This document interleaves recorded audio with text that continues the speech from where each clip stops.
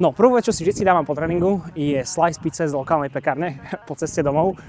A k tomu si kúpim jednu pogaču, čo je taký akože najlepší chlebík, aký som v živote mal. Fantastický, neviem, či to je srbská pekárňa alebo aká, myslím, že srbská. Je to taký dobrý začiatok dňa, lebo chlebíky som si vždy odopieral a posledné 2 roky asi. A teraz keď bulkujem, tak tie chlebičky akože vedia mi ísť dole krkom. A je to dosť príjemné.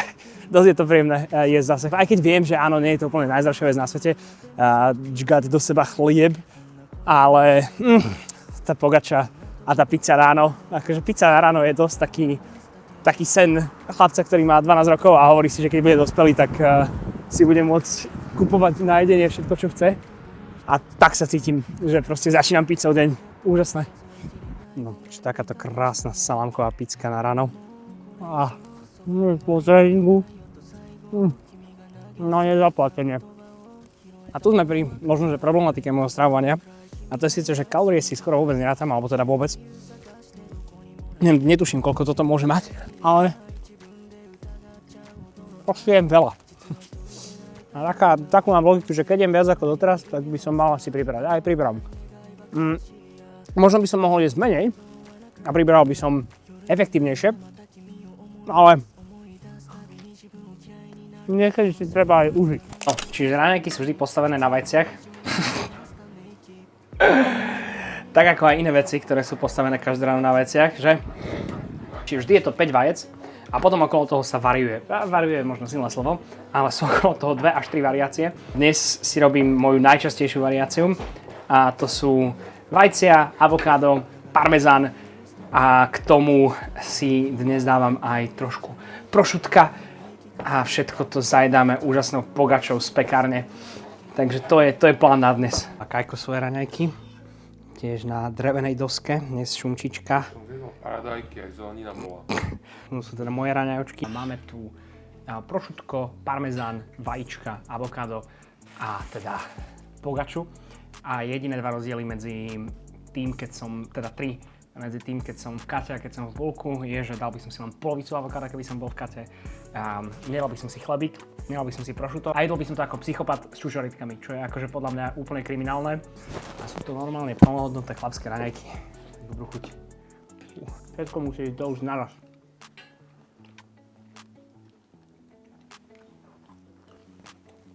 Zapapáne, ďakujeme, dobre bolo. Dobre bolo?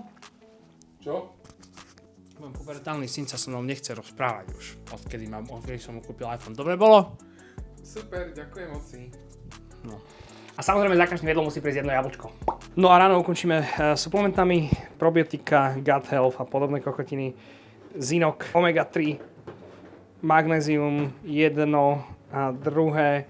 Jedno je na sústredenie, jedno je na muscle fatigue, D3 s K2, ashwagandha, znížený kortizol a multivitamín na to, čo sa nepokrie náhodou v týchto veciach. A celé to samozrejme zapiť kreatínom. Okolo 12:30 prichádza druhé veľké jedlo dňa. A to síce v tomto šikovnom rýžované sa mi varí takýto one pot.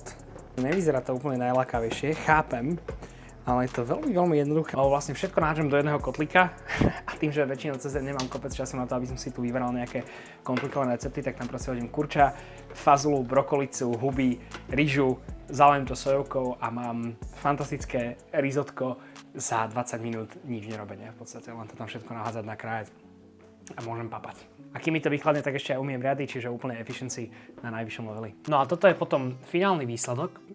Vyzerá to nejako takto. A je to teda 350 g kuracieho mäska, 150 cca gramov ríže, 150 g fazulky, 200 g brokolice na jednom tanieri z jednej misky, bez akýchkoľvek problémov. A akože nulový clean-up, lebo všetko je to v jednej miske, nový prep time, lebo všetko je to v jednej miske. A tým pádom nie to ješiť. Ale v princípe, akože rýža mäso. Hej, tomu si konečne pozerám Arcane, lebo som to ešte nevidel ani prvú sériu, teraz som si posledných pár dní pozeral prvú sériu. A teraz je čas si pozrieť druhú. A je čas na tretie veľké jedlo dňa. A to síce losos so špenátom, paradajkami a nokmi robený v rúre. Losos trošku smrdí, ale tak najlepšie, čo sa môže stať, že sa pokrciam, nie? Takže to zase nie je až také hrozné. Ale keby som sa pogrical, tak to znamená menšie gains, takže možno, že celkom prúser.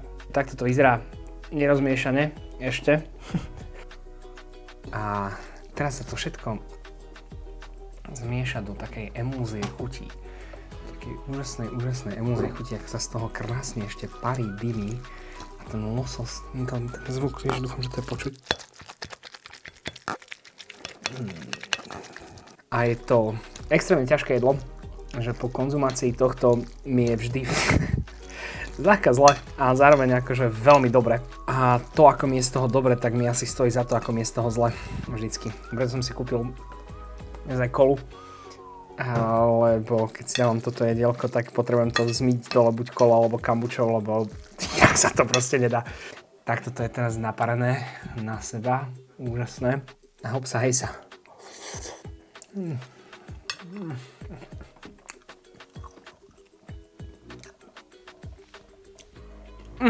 Môj problém je, že jem príliš rýchlo. Ja mám pocit, že to mi spôsobuje niekedy také nepríjemnosti. Ale neviem sa toho, akože keby si toto mal tiež v ústach, tak by si chápal, že to ťažko je pomaly. Uvedomujem si teraz takto, že musí to byť dosť nechutné, lebo polovicu tohto videa asi strávim s jedlom v hube. Takže sorry. Teraz takto ku koncu. Začal som bulkovať pred 30 dňami a keď som začal, tak som mal niečo pod 82 kg a teraz mám takmer 87 kg. Takže cca 5 kg som pribral a akože je to cítiť. Cítim to na sebe. Môžeme si moje krásne brúško. Som citeľne pribratý, no. Už sa, ako hlavne z boku, som naozaj že zaoblený. Celkovo taký, nazval by som to, že zaliaty asi. Neviem sa dočkať na to, keď to zhodím do seba, ale ešte som len v prvej tretine toho nabalovania, takže... Ale zase na druhú stranu dosť cítim aj pridaj na sile, že naozaj mám ten pocit, že teda nie len pocit, ale aj vidím vo fitku to na sebe, že zvíham oveľa viac. Teraz som šiel prvýkrát s jednoručkami, so 40-kami na rovnej lavičke presovať, takže to bolo celkom príjemné. Takže cítim sa silnejší, určite sa cítim väčší. Do leta sa to všetko vyrysuje a bude to v poriadku. V konečnom dôsledku mi vôbec nevadí jesť menej, platiť za to menej, lebo to človek sa nedoplatí, lebo za deň miniem 30 až 40 eur na potravine podľa toho, že ako veľmi prehrotený deň idem mať. A to nie je úplne dlhodobo udržateľné. Takže sa neviem dočkať na to, že sa toto obdobie skončí.